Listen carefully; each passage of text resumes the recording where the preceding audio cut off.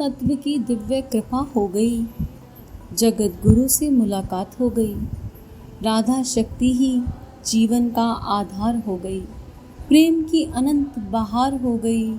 और ऐसे में माताजी सौभाग्य कुंवरी राणावत द्वारा रचित दो भाव काव्य मिल गए। मानो जीवन की दिशा बदल गई। माँ मीरा को जाना इनकी लेखनी से। मीरा चरित्र जीने का सौभाग्य सखियों संग मिला। सखा का गिरधर रंग मिला। और यहाँ नहीं रुकी कृपा। इन्हीं माँ के द्वारा लिखित पुस्तक सखियों के शाम का सखियों संग स्वाध्याय किया। आहा क्या हुई हृदय दशा, नहीं की जा सकती बयां। और यही स्वाध्याय अब गुरु इच्छा से आप सभी से साझा किया। और इन दिव्य भावनाओं की लेखिका माँ सौभाग्य कुंवरी राणावत और उनके तात को नमन सदा सदा। अनंत आभार आपका कि आपने अपने भाव अमृत का ये प्रसाद हम सभी को पिला दिया। आपने हम सभी को सखियों के श्याम से मिला दिया। ब्रज को हृदय में जीवंत बना दिया। आपको सदा सदा आभार हम सभी का हृदय करता और प्रेम से आपके आशीर्वाद को गुरु इच्छा से ग्रहण करते हुए राधे राधे करता। आपको प्रणाम माँ सदा सदा सदा सदा सदा सदा। राधे राधे जय श्री राधे। राधे राधे जय श्री राधे। परम पूज्य गुरुदेव परम वंदे माता जी का स्मरण ध्यान करते हुए, जगत गुरु श्री कृष्ण श्रीमती राधा रानी का ध्यान करते हुए, उनके दिव्य प्रेम का अनुभव करते हुए, उनके दिव्य प्रेम की गंगा को अपने हृदय में महसूस करते हुए स्वाध्याय को आगे बढ़ाते हैं। बड़ी कृपा से ऐसी दिव्य किताबें हाथ आती हैं और कृपा अनवरत बरस रही है। स्वाध्याय सखियों के शाम अगला चैप्टर लेते हैं। इसकी हेडिंग है अकथ कथा। इला कहाँ है काकी, 2 दिन से नहीं देखा उसे, रुग्ण है क्या, ऊपर अटारी में सोई है बेटी, जाने क्या भयो, ना पहले सी खावे ना खेले ना बतरावे, तू ही जाकर पूछ लाली, मुझे तो कुछ बताती ही नहीं। मैंने लेटे लेटे ही मैया और श्रिया की बात सुनी। श्रिया मेरी एकमात्र बाल सखी है। यूं तो मैया बाबा की इकलौती संतान होने के कारण अकेली ही खेलने खाने की आदी रही, किंतु श्रिया को मेरा और मुझे उसका साथ प्रिय लगता है। यदि 1-2 दिन भी हम आपस में ना मिलें तो उसे जाने कितनी असुविधा होने लगती है कि सांझ सवेरा कुछ नहीं देखती, भाग आती है घर से मेरे पास। सीढ़ियां चढ़कर वह मेरे पास आई और पलंग पर ही बैठ गई। मेरी पीठ हाथ धरकर बोली, क्या हुआ है तुझे, ज्वर है क्या? हाथ और ललाट छूकर बोली, नहीं ज्वर तो नहीं। फिर क्या बात है, लेटी क्यों है भला तू? यमुना तट, टेढ़ा तमाल, वंशीवट सभी स्थान देख लिया, कितने दिन से नहीं मिली तू। अरे जानती है, कल जल भरने को कलछी लेकर माधवी जल में उतरी तो पता नहीं कहां से आकर श्याम सुंदर ने भीतर ही भीतर उसका पांव खींच लिया। वह अरे मैया कहती हुई डुबकी खा गई। हम सब घबराई, यो कैसे डूब गई माधवी? तभी श्याम सुंदर उसे उठाए हुए बाहर निकले। उसकी कलशी लहरों पर नृत्य करती हुई दूर होती चली गई। ए इला, तू बोलती क्यों नहीं? उसकी बकर बकर से उबकर मैंने पीठ फेर ली, पर माधवी के सौभाग्य ने हृदय में गहरी कराह उठा दी। लाख दबाने पर भी हल्का सा स्वर मुख से बाहर निकल ही पड़ा। क्या है, कहीं पीड़ा है? श्रेया ने पूछा। मैंने नहीं में सिर हिला दिया। तब क्यों सोई है, उठ चल, टेढ़ा तमाल चले। मैं चुप रही। ए इला, बोलती क्यों नहीं? मुझे नहीं बताएगी क्या मन की बात? मैं चुप थी। कैसे कहूं, किन शब्दों में समझाऊं कि मेरा बचपन मुझसे बरबस छीन लिया गया है। उसकी ठौर जिस दस्यु ने बलात् अधिकृत कर ली, उससे भयभीत हूं मैं। कौन मानेगा कि सदा की निर्द्वंद, निर्भय, निरपेक्ष इला इस आंधी तूफान जैसे दस्यु से भयभीत हो गई। आहा, मेरा सोना जड़ा है बचपन जाने किस दिशा में ठेल दिया गया। उसी के साथ मेरा सर्वस्व चला गया, सब कुछ लुट गया। पुनः गहरी निश्वास छूट गई। ए इला, कुछ तो बोल, देखना कैसी हो गई है। सोने जैसा तेरा रंग कैसा काला काला होता गया है जी, हो गया है री। एकाएक उसके मन में मान जागा। बोली, पर क्यों कुछ कहेगी मुझसे? मैं लगती ही क्या हूँ तेरी? यह तो मैं ही बावरी हूँ कि भीतर की एक एक परत खोलकर दिखा देती हूँ तुझे। यदि पराई न समझती तो क्या स्वयं नहीं दौड़ी आती मेरे पास अपने हृदय का रहस्य सुनाने। चलो, आज ज्ञात हो गया कि मैं तेरी कितनी अपनी हूँ। यह व्यथित हो जाने को उठने लगी। मैंने हाथ बढ़ाकर उसका हाथ थाम लिया, किंतु कहने को कुछ नहीं सूझा, केवल आंखें झरने लगी। देख श्रेया, मुझसे लिपट गई, जाने भी नहीं देगी और कुछ कहेगी भी नहीं। मैं पाहन हूं क्या कि यूं तुझे रोती देखती रहूं बैठी? उसने बड़े कंठ से कहा और अपनी ओढ़नी के आंचल से मेरे आंसू पोंछते हुए बोली, पहले कुछ खा ले, अन्यथा निश्चित जान ले कि मैं भी अन्न जल त्याग दूंगी। वह मेरा हाथ छुड़ाकर नीचे गई और भोजन सामग्री लाकर मेरे सम्मुख रख दी। चल उठ, थोड़ा खा ले, नहीं तो वाक्य अधूरा छोड़ दिया और कौर मेरे मुख में रख दिया। तेरे संग खाने की साध लिए आई थी, अभी तक मैंने भी कुछ नहीं खाया। जो तू ना खाए तो क्या मेरे गले उतरेगा कुछ? क्या ही दिव्य प्रेम है दो सखियों के बीच का। ओहो। आंसुओं की बरसात के मध्य जैसे तैसे उसका मन रखने के लिए मैंने कौर निगल लिया और उसे खाने का संकेत किया। कैसे खाऊं? तेरे आंसू तो मेरी भूख को भगाए देते हैं। अरे तू तनिक धैर्य धरे तो मेरा भी खाने का मन बने ना। ज्यों त्यों थोड़ा बहुत दोनों ने खाया। हाथ मुंह दो बर्तन यथास्थान रखकर उसने कहा, चल मेरे साथ। मैंने केवल दृष्टि उठाकर उसकी ओर देखा और चुपचाप साथ चल दी। यमुना तट पर इस समय कोई नहीं था। घाट की कुछ सीढ़ियां उतरकर उसने मुझे बिठा दिया और एक सीढ़ी नीचे उतरकर वह स्वयं भी अपने दोनों हाथ मेरी गोदी में धरकर बैठ गई। मेरे हाथ पकड़ उसने मेरी ओर देखा। उस दृष्टि का सामना न कर पाकर मैंने पलकें झुका ली। भगवान आदित्य देवी प्रीति की ओर देखकर मुस्कुरा दिए और वे महाभागा अपने लज्जारुण मुख झुकाकर भवन द्वार में निरांजन थाल उठाए ठिठकी रह गई। चारों ओर की वृक्षावलियों पर पक्षी चचा रहे थे। कालिंदी धीमी गंतर गति से बह रही थी। शीतल समीर प्रवाहमान था। सौंदर्य सुषुम्ना का अपार वैभव चारों ओर पसरा हुआ था, किंतु यह सब मेरे लिए तनिक भी सुखप्रद नहीं था। जी करता था उठ जाऊं यहाँ से। यमुना, जल और गगन दोनों ही और दृष्टि जाती तो प्राण हाहाकार कर उठते। भीतर ऐसी टीस उठती कि कहते नहीं बनता। पलक झुकाए मैं बैठी रही। ना बोलने की सौगंध खा रखी है? उसने पूछा। मैंने आंसू भरी आंखों से उसकी ओर देखते हुए नहीं में सिर हिला दिया। तब मैं सुनने योग्य नहीं, उसने भरे कंठ से कहा। उसकी पलकों पर ओस कण सी बूंदें तैर उठी। मैंने असंयत हो उसे बाहों में भर लिया। किसी प्रकार मुख से निकला, क्या कहूं? मेरी इला को क्या हुआ? तुझे मैं इला दिखाई देती हूँ? मेरे नेत्र टपकने लगे। ऐसे क्यों कहती है सखी? इला नहीं तो फिर तू कौन है भला? तेरी इला की हत्यारिन हूं मैं। मैंने ही इला को मारा है। क्या कहती है भला? ऐसी बात में क्या तुक? कौन तू? कौन है कह तो? कौन है तो यह कौन हूं यह तो नहीं जानती, पर इला मर गई बहन। तू मुझसे घृणा कर, धिक्कार कर मुझे। आहा, सचमुच तुझे मारने को जी करता है। क्या हुआ, कैसे हुआ? कुछ कहेगी भी या यूं ही बिना सिर पैर की बात करती जाएगी? तेरी इला क्या मेरे ही जैसी थी? चेहरा मोहरा तो वही लगता है, पर यह चुप्पी गंभीरता उसकी नहीं लगती। वो तो महा चुलबुली और हंसने हंसाने वाली थी। तू तो दुबली पतली सी हो गई है। पहले कैसी मोटी सदा वस्त्र आभूषणों से लदी सजी रहती थी। एक तू ही तो श्याम सुंदर से ढींगा मस्ती कर सकती थी। ऐसे कैसे हो गई रितु? बस यही बता दे मुझे। ठीक कहती है तू। इला खूब गहने कपड़ों से सज धज कर रहती थी। जब वह चलती तो आभूषणों की झंकार दूर से ही बता देती थी कि इला आ रही है। एक क्षण भी शांत बैठना उसके स्वभाव में नहीं था।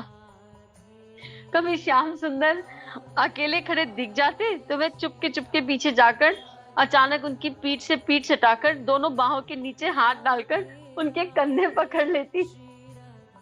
वे पूछते, कौन है? छोड़। पर वह किसी प्रकार नहीं मानती। तब वे कमर झुकाकर उसे अपने सामने उलट देते। तो तू तो इल्ली है बंदरिया, वे कहते। और वह क्या कहा, मैं बंदरिया हूँ, इल्ली हूँ, मुझे मारा क्यों, गिराया क्यों, मेरी कन्नी उंगली को चोट आ गई। ऐसे झूठे दोष लगाती हुई वह जोर जोर से रोने लगती और कभी दोनों हाथों की मुट्ठियां बांध दनादन दनादन उनकी छाती में मारने लगती। थकने पर उसके हाथ थाम वे हंसकर कहते, चुक गया सारा वहर कि अभी कुछ बाकी है। वह खिसियाकर उन्हीं की छाती में मुंह छुपा लेती। कभी आम, जामुन, अमरूद के किसी वृक्ष के पास ले जाकर उन्हें कहती, मुझे फल तोड़ दो अथवा मुझे कंधे पर चढ़ाओ, मैं वह फल तोड़ूंगी। कभी वे उछल उछल कर फल तोड़ रहे होते तो उनकी शोभा देख ताली बजाती हुई कहती, श्याम जो तुम्हारी मालाएं भी उछल रही हैं, ये क्या तोड़ रही है। तोड़े हुए फलों की उपेक्षा करके वह जिद करती, तुम्हारे ये हार कंकड़ उछल उछल कर क्या तोड़ रहे हैं बताओ, नहीं तो मैं खूब जोर से रोऊंगी। मैं मैया से जाकर कहूंगी कि तुमने मुझे मारा है। क्या तोड़ रहे हो, तेरा सिर, झगड़ालू कहीं की। मेरा सिर कहाँ से तोड़ रहे थे बताओ, तुमने मुझे झगड़ालू कहा। वह रोने का उपक्रम करती हुई कहती है। तंग आकर श्याम सुंदर उसका सिर एक हाथ से अपने वक्ष से सटाकर दूसरे से अपनी मालाओं से उसका सिर अपने गले में पहना देते हैं। ऐसे और कैसे, निखट्टू कहीं के। वे हंस देते, बहुत खोटी है रे तू। अपनी बाहों में उन्हीं बांध उन्हीं की छाती से नाक मुंह घिसते हुए कहती, और तुम कौन अच्छे हो, चोर कहीं के। उसकी बात पर दोनों ही खिलखिलाकर हंस पड़ते। कभी उनके कंधे पर चढ़कर वह जैसे ही डाली पकड़कर फल तोड़ने को होती वो नीचे से हट जाते। तब वह पेड़ पर लटकती हुई चिल्लाती, मैं गिर जाऊंगी, मैं गिर रही हूँ, अरे मेरी मैया दौड़ो, श्याम जो मुझे गिरा रहे हैं। ऐसे में श्याम सुंदर खिलखिलाकर हंसते, चिल्ला क्यों रही है री, फल तोड़ न तोड़, देख देख वह रहा बाईं ओर, थोड़ा हाथ बढ़ा, आह कैसा पका पका मीठा आम है। वे छुटकारे लेकर कहते हैं, अकेली ही मत खा जाना ऊपर लटके लटके, नीचे लाकर थोड़ा मुझे भी चखाना। अरे छोड़ मत, गिरेगी तो हाथ पांव टूट जाएंगे, लंगड़ी होने पर कौन ब्याह करेगा तुझसे। किंतु जैसे ही उसके हाथ से डाली छूटती, नीचे गिरने से पूर्व ही वे उसे बाहों में झेल लेते। लगी तो नहीं, डर गई चुहिया कहीं की। वह गिरने के डर से दोनों हाथ गले में डाल उनसे चिपट जाती। जब वे उसे चुहिया कहते तो अपने दांत उनके कंधे में गड़ाने की चेष्टा करती। जहां किसी की आवाज नहीं निकल रही वहां ये वाला संबंध तो बड़ा दिव्य है। देख कंधे पर काटा तो दंश देखकर मेरी मैया तो कुछ कहेगी कि ना, पर तेरी मैया तेरे कान ऐसे बिना ना रहेगी, ये समझ लेना। वे कहते तो वह बड़े भोलेपन से पूछती, फिर कहाँ काटूं, क्यों दांत में खुजाल चल रही है, काटना आवश्यक है। और नहीं तो क्या, फल तो तुमने खाने नहीं दिया, बताओ कहाँ काटूं कि कोई देख ना पाए। कुछ देर सोचकर श्याम सुंदर कहते, और तू जहां भी काटेगी कोई ना कोई देख ही लेगा, फिर तो तेरी खैर नहीं, कहीं कोई और तेरे दांत ही ना तोड़ दे। एक ऐसा स्थान है जहां कोई नहीं देख पाएगा, जानती है वह कौन सा अंग है। ओहो, इला ने नहीं में सिर हिलाया। इधर देख, ये कहते हुए उन्होंने अपनी नव पल्लव सी अत्यंत सुकुमार लाल लाल जीवा तनिक सी मुख से बाहर दिखाई। इला ने दाहिनी हाथ की तर्जनी और अंगुष्ठ से उसको छुआ, जाने क्या रोमांच हो आया। नहीं, उसने भारी कंठ से कहा, भोजन कैसे करोगे तुम, और तुमको पीड़ा भी तो होगी। पीड़ा तो तू जहाँ काटेगी वहीं होगी, तब तो तू वचन दे कि कभी झगड़ेगी नहीं मुझसे। नहीं, ऐसा वचन मैं नहीं दूंगी। तुम जब जब खिजाओगे अवश्य लड़ूंगी, तब मुझे भी उधार नहीं रखना। वे आम्रतलु मूल में बैठ गए। अब ले, उन्होंने पुनः जीभ दिखाई। ओहो, इला ने सकुचाते हुए कहा, फिर लड़ेगी तो नहीं। लड़ूंगी लड़ूंगी लड़ूंगी और 100 बार लड़ूंगी। तुम चिढ़ाओ तो मैं चुप बैठी रहूंगी क्या। तो फिर इस लड़ाई को भी उधार मत रख। इला ने धीरे से अपना मुख बढ़ाया और नव किस लेसी जीवा का अग्रबाण दांत के बीच बिना दबाए ले लिया। उसकी देह में जाने कैसे झंझनाहट हुई, वह मूर्छित हो उन्हीं की गोद में गिर गई। इसी प्रकार खेल खाते झगड़ते उसे कभी तनिक भी संकोच नहीं होता था। तेरे अतिरिक्त अन्य किसी से उसकी घनिष्ठता भी नहीं थी। यूं सभी सखियों से उसकी बनती थी। कभी तुम सब उसके साथ बरसाने जाती, वहां की सखियां अथवा श्री किशोरी जी कोई सेवा बताती, तो उसे बड़ी प्रसन्नता होती। पूर्ण मनोयोग से वह उस सेवा को करती। एक बार वह ऐसे ही बरसाने गई। बसंत के दिन थे, फाल्गुन का महीना, गिरिराज कुंजों की शोभा दिखती हुई वह राधा निकुंज में चली गई। वहां रूपा बैठी मंजूषा से वस्त्र निकाल रही थी। उसे देखकर एकदम बोल उठी, इला भली आई बहन, तनिक इन वस्त्रों को समेटकर इन्हें उस मोटे वस्त्र में लपेट देना। रज कन्या आती होंगी, उसे धोने के लिए देना। हाथ में एक मंजूषा से निकाल वस्त्र लिए, दूसरे से उन वस्त्रों को पलटते हुए एक पीतांबर रख उसकी ओर बढ़ाते हुए रूपा ने कहा, यह देख श्याम सुंदर का उतरिया। और यह इस कक्ष में आते ही कुछ अद्भुत अनुभव हुआ। मन प्राणों को विभोर कर देने वाली गंध, जाने कैसी आतुरता, आह्लाद और मीठी पीड़ा का मिश्रण सा भाव हृदय को मथने लगा। वह पीतांबर हाथ में लेते ही उसकी विचित्र दशा हो गई। आंख में आंसू समाते ही ना हो जैसे, देह रोमांचित अवश्य हो गई। उस उतरेय को कसकर हृदय से लगाए कराह उठी। वह समेटे या नहीं, कब घर आई, कैसे आई, उसे कुछ भी स्मरण नहीं रहा। इस घटना के पश्चात एक विचित्र बात और हुई। जब जब वह अकेली होती और इधर यमुना, पुलिन, कुंज वन अथवा सूने घाटों की ओर जाती, उसे एक लंबी सी तन्वी किशोरी, नेत्रों में गहरी पीड़ा उदासी लिए, आभरण रहित अंग, केवल एक सादी सी मुक्तमाल, हाथों में एक एक वलय, घुंघरू रहित नुपुर, सादा सा धानी रंग का परिधान धारण किए, गहन गंभीर भाव में डूबी, कभी घाट की सीढ़ियों पर चढ़ती हुई, कभी किसी सीढ़ी पर बैठी, कभी किसी धीमी पदों से विचरण करती दिखाई देती। इला को आश्चर्य होता, ये कौन है, अकेले क्यों रहती है, इसे क्या दुख है। उसका परिचय पाने की उत्सुकता में वह उसकी ओर बढ़ती, किंतु समीप जाते ही वह पलटकर उसकी ओर देखती और इला धीरे धीरे छोटी होते होते उसमें समा जाती। एक दिन अपराह में इला इसी घाट पर चली आई। उसे इन दिनों एकांत सुहाने लगा। वह किशोर लाल रंग की बहुमूल्य पोशाक पहने वहां उस स्थान पर बैठी अपलक यमुना के गहरे जल की ओर देख रही थी। पांव दबाकर चलते हुए इला उसके पांवों के पास निचली सीढ़ी पर बैठ गई और धीरे से अपना दाहिना हाथ उसके सुकोमल पांव पर रखा। किशोरी चौकी नहीं, उसने केवल दृष्टि घुमाकर उसकी ओर देखा। तुम कौन हो बहन, इतनी एकाकी क्यों रहती हो, कौन सा कठिन दुख तुम्हें सता रहा है। यदि मुझे कुपात्र ना समझो तो बताने की कृपा करो तुम। वह किशोरी पुनः एक बार और शांत दृष्टि से देखकर मुस्कुराई। मैं इला हूँ, उसने कहा।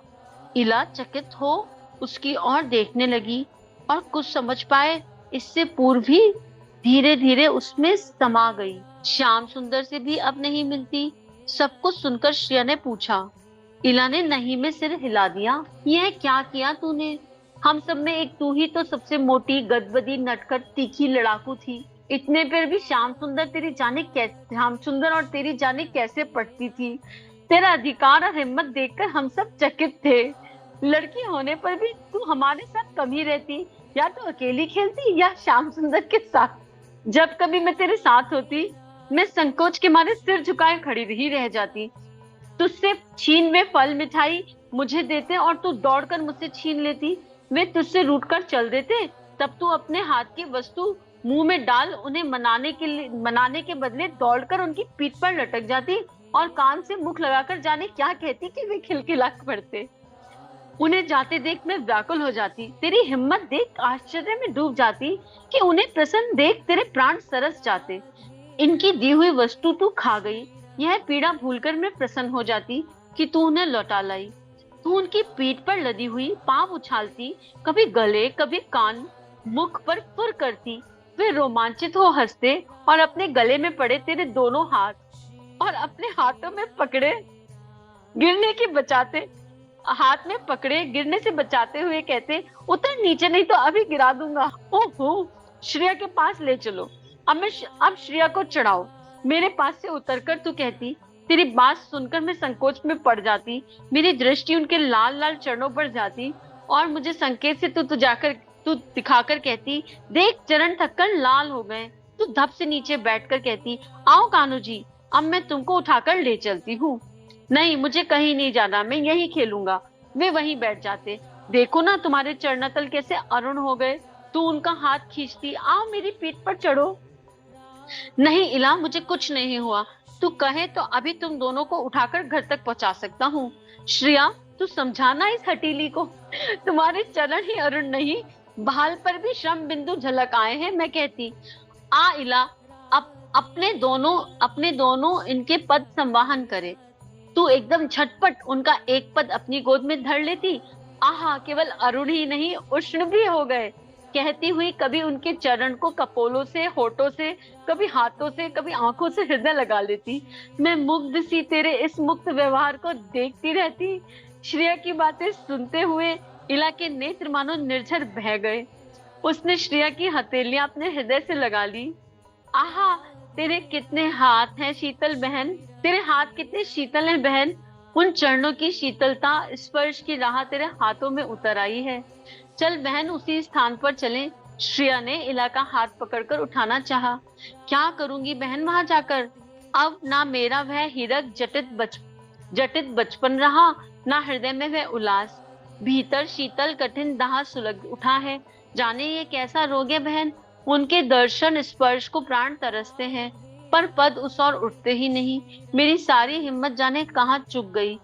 एक बार जैसे तैसे साहस किया भी तो देखा, तामाल से पीठ टिकाए, हाथ में वंशी लिए कान्हाजू खड़े किसी की प्रतीक्षा कर रहे हैं। संभवतः वे तेरी प्रतीक्षा कर रहे थे, अन्यथा मैं तो सदा उनसे झगड़ती रही, मारती काटती, सदा ही अपनी बात पर अड़ने वाली हटीली। और वे इला की वाणी रुद्ध हो गई। वह स्थिर दृष्टि से यमुना की ओर देखते हुए गदगद कंठ से कहने लगे, वे सदा मेरी ही रुचि रखते हैं। वन से गुंजा, गेरू, पंख, पुष्प, रंग बिरंग पहन लाते। इला देख, मैं तेरे लिए क्या लाया हूँ। व्रज में ऐसा कौन है बहन जो उनके हाथ से एक रज कणिका पाकर अपने को धन्य ना समझे। किंतु मैं अधम, अपनी इच्छित वस्तु ना पाकर मुंह फुलाकर चल देती। वे दौड़कर सम्मुख आकर कहते, यो रूठ मत इला, कहना तुझे क्या चाहिए, मैं कल अवश्य ले आऊंगा। यह सब मुझे अच्छा लगा इसलिए ले आया। मैंने तो शुक पिच मांगा था, तुम हंस पिच क्यों लेकर आए। मैं रो पड़ती। रो मत, तू रो मत, कल की कौन बात, मैं अभी ला देता हूँ। शुक पिच वे मुझे गोद में भर लेते, व्याकुल होकर कहते, मैं भूल गया री।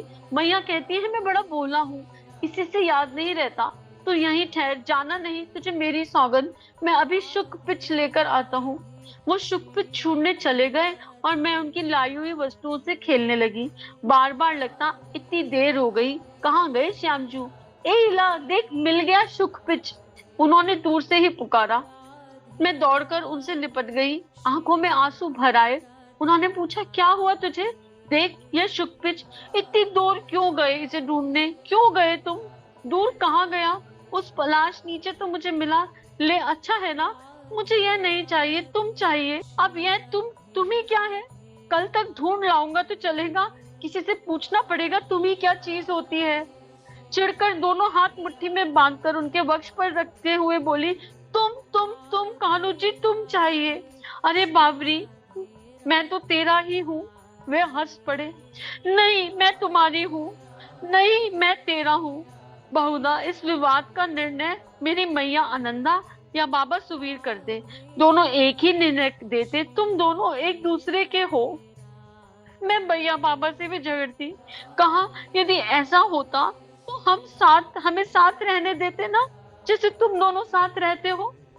वह तो ब्याह होने पर रहोगे बेटी, बाबा समझाते, तो आज अभी कर दो हमारा ब्याह। मैं बाबा का हाथ खींचकर आग्रह करती। अभी कैसे हो सकता है भला, ब्याह के लिए बहुत बड़ा आयोजन करना पड़ता है। कान्हाजू व्रज राजकुंवर है, व्रज राज की इच्छा होने पर ही ब्याह हो पाएगा।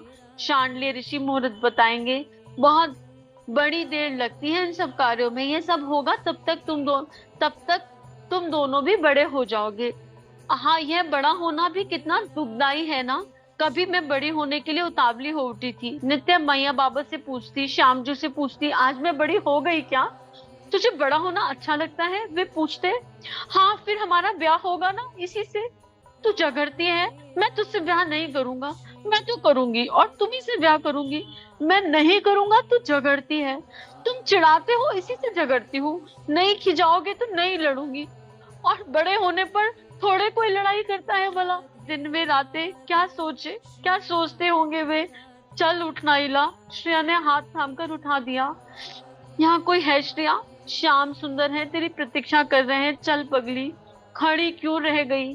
वे तेरी बाट देखते हैं बहन। मैं तो वहां अपदार्थ हूँ, कैसे अपना मुख दिखाऊं उन्हें? तू जा, मैं यहीं बैठती हूँ। श्रेया मुझे बैठने नहीं दिया, हाथ पकड़कर खींच ले गई। हृदय की अवस्था क्या कहूँ। दर्शन स्पर्श को प्राण व्याकुल थे, पर लज्जा संकोच बचपन का दुस्साहस पाव आगे बढ़ने नहीं देता। मैंने दूर से ही देखा, संध्या के अरुण प्रदेश में उनकी कैसी शोभा है। शीतल सांध्य समीर से पीत फट पहना रहा है। अलके बार बार मुख कमल पर घिराती है।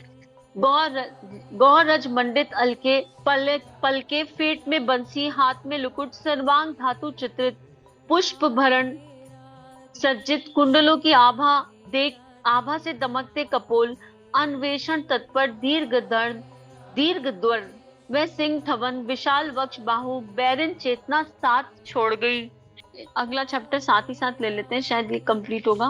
प्रीत किए दुख होत, यह मैं कहाँ आ गई। आहा, पद स्वतः इस ओर चल पड़ते हैं। अभागे मन, तू समझता क्यों नहीं? अब यहाँ कुछ नहीं, कुछ भी संभव नहीं। वह स्वप्न था, एक मधुर स्वप्न, प्रातः हुई और टूट गया। वही अब उसके लिए विक्षिप्त होने से क्या होगा? स्वप्न के सहारे जीने में कौन सी बुद्धिमानी है? किंतु क्या सचमुच वह स्वप्न था? स्वप्न यदि असत्य होता तो फिर मथुरा में कंस का वध और सबकी वहां उपस्थिति सत्य क्यों है? नहीं, वह सत्य ही था, स्वप्न नहीं। श्याम सुंदर, भली करी तुमने। इसी दिन के लिए तुमने कालेय, दावानल, अरिष्ट और केशी से बचाया था। इसीलिए हमारे साथ हेलमेल बढ़ाया था। प्रीत की फांसी डाल, इस व्रज को तड़पने का दंड किस लिए श्याम? वह साकरी खोर, वह यमुना तट, यह रास स्थली रुदन कर रो रही है। शत सहस्र गोप कुमारिकाएं और जल विहीन मत्स्य की भांति तड़प रही श्री कीर्ति किशोरी, नंद राय और यशोदा रानी की व्यथा कहीं जाने योग्य नहीं है। तुम जो एक गौवत्स रमाना सुन उठ भागते थे, आज ऐसे निष्ठुर कैसे हो उठे? एक बार ही उन्हें बुला बैठे तुम। हम स्मरण आए ना आए, और कुछ भी व्रज में कदाचित तुम्हारे स्मरण योग्य ना हो, किंतु बाबा और मैया और श्री भानु नंदिनी को कैसे भुला सके मोहन? आहा, हम सब भी तुम्हें भुला सकती तो जी जाती, किंतु भुलाए तो नहीं जाता। क्यों, यही तो ज्ञात नहीं। कहाँ सीखें, किससे सीखें? प्रेम तो तुमने सिखाया केशव, स्मरण तुम्हारी लीलाओं ने सिखाया, किंतु भूलना किससे सीखें? हम क्या तुम्हें स्मरण करती हैं माधव? नहीं, लगता है तुम स्वयं को ही स्मरण करते हो। तुम्हारा स्मरण करना नहीं पड़ता, अनायास होता है। सब भूलकर तुमने हमें पाया और अब तुम अभागे त्याग गए। तुम इतने अच्छे ना होते, सुंदर ना होते, संभवतः व्रज की यह दशा न होती, किंतु अब इस प्रलाप से क्या फायदा? तुम यहाँ कहाँ हो? इन बातों का उत्तर दोगे? आहा, कभी सोचा ना था कि यह सुंदरता को भी रूप देने वाला रूप, चारु चितवन, मीठी वाणी, निर्मल हास्य, भिन्न भिन्न कौतुक, वंशी ध्वनि, नृत्य गान, भूतकाल की बातें हो जाएंगी। ब्रज के कण कण में, हमारे रोम रोम में, हृदय की गहराई में बसकर तुम कैसे चाह सकते हो मोहन? तुम्हारी एक एक बात, एक एक क्रिया हमें घंटों स्मरण में डुबोए रखती है। तुम यहाँ थे तो हम फिर भी थोड़ा बहुत घर का कार्य और परिजनों की शुश्रूषा कर लेती थी, पर अब तो हम उससे भी गई। बहन विशाखा, क्या कर रही हो? तुम्हारा सारा तन धूली दूषित हो गया। तुम कैसे चली आई ललिता? जैसे तुम्हारी बहन वहां उधर यमुना तट पर उनके सखा बिखरे पड़े हैं। हाय, मैं किस किस का प्रबोध दूं? जहां जहां उनके चरण हैं, वह भूमि, वह रज ही हमारे लिए तीर्थ, संबल और औषधि है। उनका स्मरण ही जीवन है बहन। तुम्हें स्मरण है वह शरद यात्री जब यमुना पुलिन पर बंसी बज उठी थी और हम सब मंत्र कीलित सी उस ओर बह चली थी। आहा हा हा।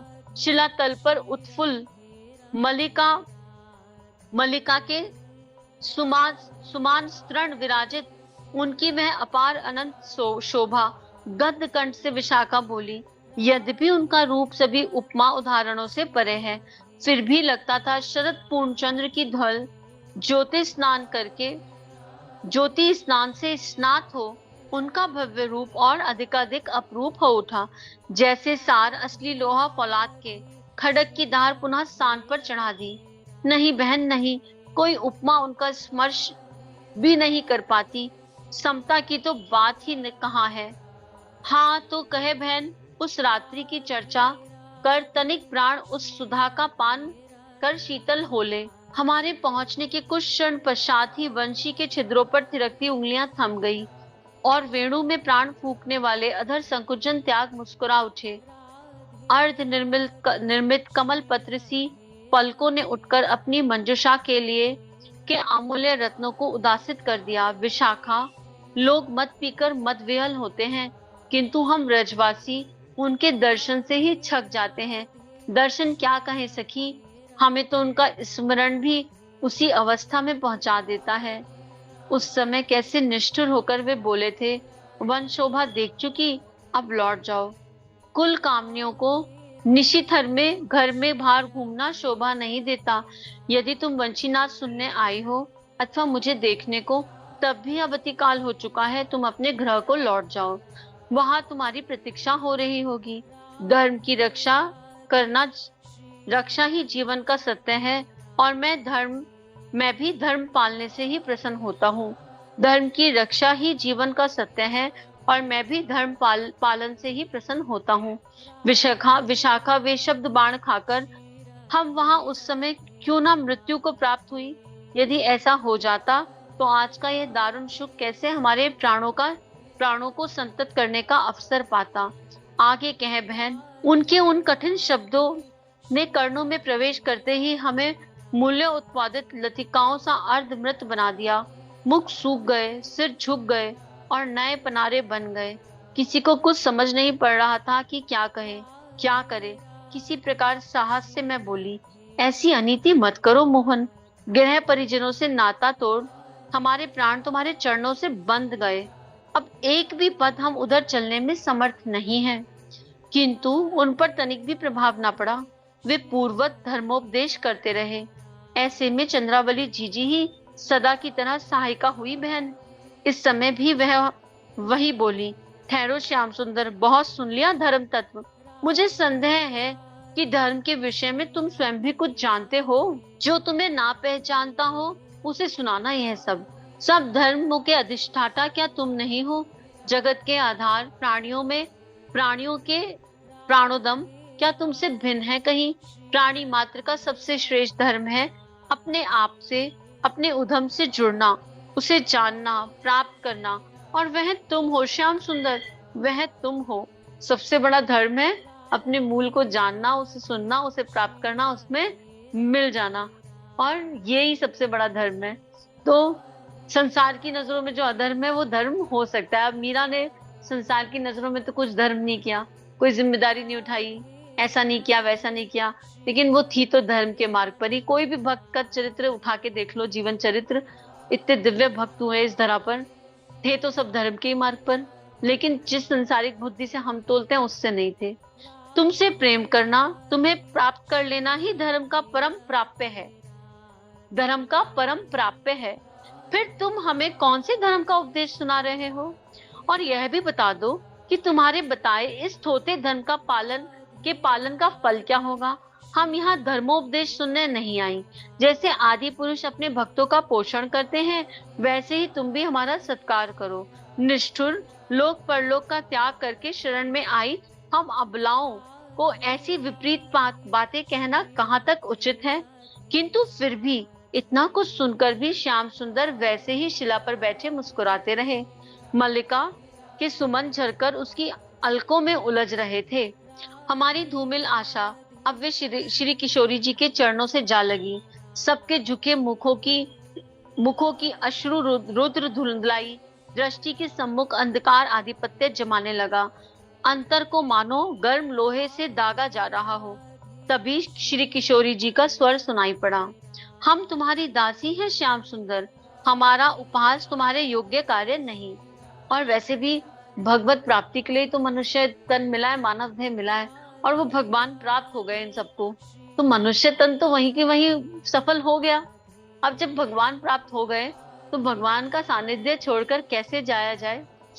भरे कंठ से रुक रुक कर बड़ी कठिनाई से बोल रही थी, हमारा धर्म, ज्ञान, रीति, लोक परलोक सब कुछ तुम हो, तुम ही बताओ, तुम्हारे ये अरुण अमल पादाम्बुज छोड़कर हम कहाँ जाएं?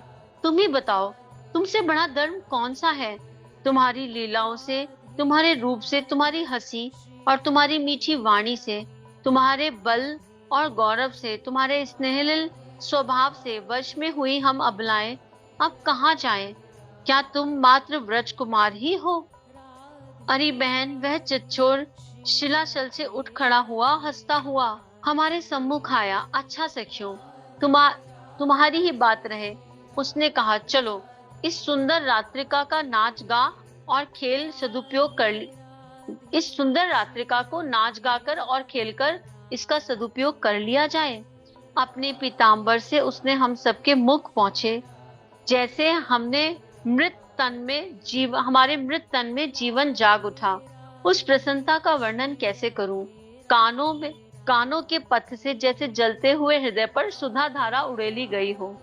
गजराज के साथ कनरियों के झुंड सी हम यमुना तट पर आई, और श्याम सुंदर, मैं तुम्हारा क्या करूं प्रिय सखियों, कहकर किसी के पुष्पवलय, किसी की वेणी, किसी के नुपुर हार, बुजुर्बंद, करगंगनी और सीमांत आदि आभूषण बनाकर वह पहनाने लगे। साथ ही साथ हास परिहास भी चला। हमारे आनंद कलरव से वह पुलिन मुखरित हो उठा। तुम्हें वह सब स्मरण है ना बहन? सब यादें हैं जाने के बाद, जब अक्रूर जी आए और सखा को ले गए। तो ये 5, 6, 8, 10 वर्ष की उम्र की यादें हैं। ललिता, यह सब तो हमारे एकांत हृदय का अमूल्य वित्त है। इसका विस्मरण ही हमारा अंत है बहन। आहा, उस समय उस हृदय आवेग से कैसे अवश हो गया था कि छोटे छोटे कार्य करने में भी हम असमर्थ हो गई थी। सिर से ओढ़नी भी सरकती तो ओढ़ने के लिए उन्हें पुकारती, और वे शील धाम सब मनोरथ पूर्ण कर हमारे बीच घूमते फिर रहे थे। हाय, एक बार भी हमें स्मरण नहीं हुआ कि वे सुमन सुकुमार शांत हो रहे हैं। हम अपने मान सम्मान में डूबी सौभाग्य पर इठला रही थी कि वे अकस्मात वे जाने कहाँ खो गए। विशाखा अचेत होकर भूमि पर लुढ़क गई। आहा, यह पाषाण हृदय, ललिता ही शेष रह गई सब सहने को। बहन विशाखा, कैसे समझाऊं तुम्हें, वे दिन दूरी गए। उस दिन कुछ क्षणों में ही उन्हें ना देख पाने में हम अर्ध विक्षिप्त हो गए थे। आज अनिश्चित काल के लिए भी उन्हें खोकर हम जी रहे हैं। धिक्कार है प्राणों की इस परुषता को। बहन, चैतन्य लाभ करो, तनिक देखो, तुम उस छोटी सी हानि को लेकर ही शुद्ध मतित हो रही हो। अब वर्तमान में आओगी तो धैर्य का कहीं कुल किनारा ही ना पा सकोगी। बहन विशाखा, सुनो, मेरी बात ना सुनोगी? महाराज का वह आनंद महासिंधु, उसमें अवगाहन ना करोगी? आंखें खोलो तो बहन। आहा श्याम सुंदर, भली करी तुमने, कहकर विशाखा ने उठने का प्रयत्न तो किया, तो ललिता ने बाहें बढ़ाकर सहायता कर दी। आगे कह बहन, क्या करोगी सुनकर? सुन नहीं जानती ललिता, किंतु इस चर्चा के अतिरिक्त हमारे लिए अन्य कोई उपाय है क्या? सत्संग के अलावा कोई और उपाय है क्या? श्री किशोरी जी के समीप कौन है? सुदेवी और चंद्रावली बहनें, वे अचेत हैं, उनकी अवस्था देखी नहीं जाती। श्याम सुंदर, जिन आंखों की तनिक सी उदासी तुम सह नहीं पाते थे, आज वे ही नेत्र तुम्हारे कारण निर्झर बन गए हैं। तुम तो इतने कठोर कभी ना दे। यदि कोई अपराध बन पड़ा है तो हमें अनंत काल तक ले दर्शन ना दो। हम विरह अग्नि में जलती रहकर भी सुखी रहेंगी, किंतु तुम श्री किशोरी जी को कष्ट ना दो, हमसे सहा नहीं जाता। नया स्थान देखने के लिए, लोभने के लिए तुम्हें इतना स्थिर बना दिया कि उन्हें जो तुम्हारे ही अवलंब पर जी रही थी नितांत भुला बैठे। उस दिन, हाँ उस दिन, जो किशोरी जी हम सखियों के सामने भी तुमसे कुछ कहते सकुचा जाती थी। वह संकोच और शील की प्रतिमूर्ति श्री राधा गुरुजनों के सम्मुख ही कातर हो ऊंचे स्वर से गोविंद दामोदर माधव कहकर पुकार उठी थी। वस्त्रों का ध्यान भूलकर अजस्र अशुभन करते नेत्र तुम्हारे मुख पर टिकाए, लज्जा त्याग कर उन्होंने तुम्हारा पीत पटका छोड़ थाम लिया। वह देखकर बड़े बूढ़ों के नेत्र भी बरस पड़े और महाबली राम ने व्यथा से मुख फेर लिया था। क्या तुम तनिक भी न समझ सके कि श्री किशोरी जी यह नितांत असंभव कार्य किस प्रकार संभव के लिए यह नितांत असंभव कार्य किस प्रकार संभव हो सकेगा?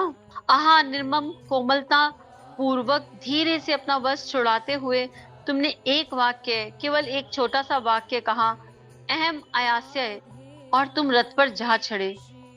जब रथ चल पड़ा तो मैंने दौड़कर घोड़ों की वल्गा थाम ली। कई बहनें घोड़ों के आगे पथ पर सो गईं।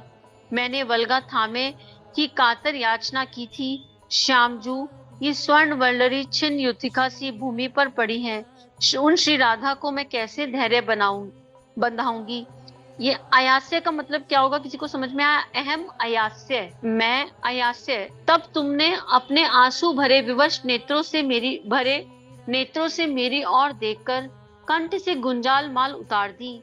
वही गुंजाल माल जब उनके तड़फते हुए प्राण देह पिंजर से मुक्त होना चाहते हैं तो हम उनके गले में पहना देती और तुम्हारे अहम आयास्य का मधुर मंत्र उनके कानों में सुनाती, जिससे उनका प्राण पंछी कुछ समय के लिए पुनः अगलाबद्ध हो शांति पा जाता।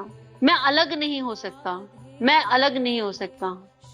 ऐसा मतलब है क्या अहम आयास्य का, कि मैं सदा साथ हूँ? क्योंकि यहाँ श्री राधा को उस एक मंत्र से शांति आ रही है, जो उन्होंने 2 शब्द कहे श्री राधा के कानों में जाते जाते, अहम आयास्य, उससे उनके मन में शांति आ रही है, उससे उनके कानों में शांति आ रही है। तुम्हारे उन भरे भरे नेत्रों को देखकर समझा था राजा कंस की आज्ञा से विवश होकर जा रहे हो। तुम जा रहे हो। जैसे ही अवकाश मिलेगा तुरंत लौट आओगे। मथुरा है ही कितनी दूर। श्याम सुंदर सब लौट आए पर तुम ना आए। कंस मर गया किंतु तुम्हें अवकाश न मिला। निर्दयी, आज तुम्हारे उसी एक वाक्य पर भानुलली के प्राण अटके हैं।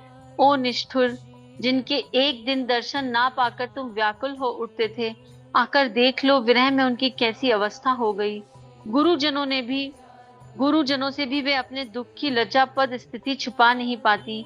श्याम सुंदर, मैं तुम्हारे पाए परूं, एक बार चलकर उन्हें देख लो, उनके नेत्रों की प्यास बुझा दो।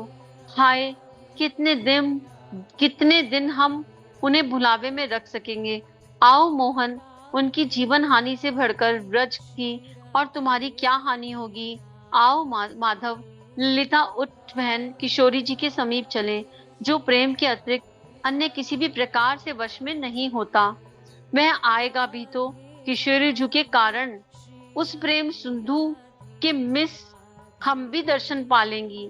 इस अरण्य रोदन से क्या होगा, रोने से क्या होगा? केवल किशोरी जी को नाम ले लो, वो आएगा भी तो केवल उनके निमित्त, और वो केवल प्रेम से वश में आ सकता है, और प्रेम से वश में केवल किशोरी जी कर सकती हैं। तो राधे राधे, इतना दिव्य स्वाध्याय हम गुरुदेव की माँ के सानिध्य में कर रहे हैं, और हर पल हर क्षण फील हो रहा है कि हाँ, श्री कृष्ण श्री राधा रानी यही है। जैसे एकदम से अहम आयास्य का मीनिंग भीतर से प्रकट हो गया, तो ऐसे हर पल हर क्षण लग रहा है वो यही है, वही ये स्वाध्याय करा रहे हैं। और सभी को बहुत बहुत धन्यवाद, ग्रुप एनर्जी को बहुत बहुत धन्यवाद। जिन कानों में ये पड़ रहा है उनको भी नमन, वंदन, चरण स्पर्श, पता नहीं कहाँ जाएगा कहाँ नहीं, पर सबको बहुत बहुत आभार, क्योंकि इस ग्रुप एनर्जी के बिना पॉसिबल नहीं था। पर ये निश्चित है कि जिन तक भी ये आ रहा है उनको श्री राधा रानी बहुत प्यार करती है। तो प्रेम से कहते हैं राधे राधे राधे राधे राधे राधे, जय श्री राधे, जय श्री राधे, जय श्री राधे।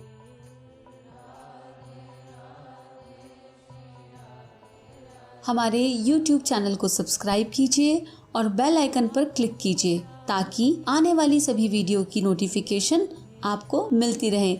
आप सभी को बहुत बहुत थैंक यू।